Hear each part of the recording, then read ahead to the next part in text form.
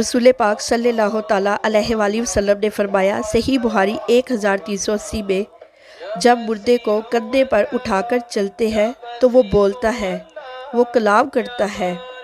اگر نیک مردہ ہوتا ہے تو وہ کہتا ہے کہ مجھے جلدی جلدی آگے پہنچاؤ، کیونکہ قبر اس کے لیے جنت کا باغ ہوتی ہے۔ اور اگر بدکار میت ہو تو وہ کہتی ہے، مجھے تنہا کہاں چھوڑ کر جا رہے ہو؟ مردے کی آواز کو انسانوں اور جنوں کے علاوہ تمام مخلوق سنتی ہے۔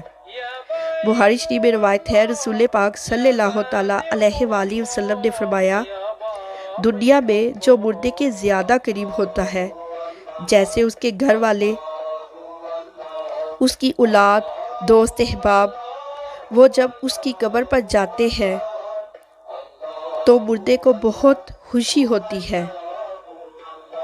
وہ ان کی حاضری محسوس کرتے ہیں اور ان کی غیر حاضری کو بھی محسوس کرتے ہیں۔ رسول پاک صلی اللہ تعالیٰ علیہ وآلہ وسلم نے فرمایا، جب تم مردے کو سلام کرتے ہو تو وہ سنتے بھی ہیں اور جواب بھی دیتے ہیں۔ رسول پاک صلی اللہ تعالیٰ علیہ وآلہ وسلم نے فرمایا، بخاری شریف 1374 میں، جب مردے کو دفنا کر لوگ چلے جاتے ہیں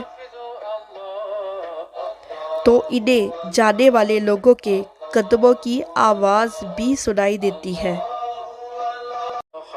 جزاک اللہ خیرہ۔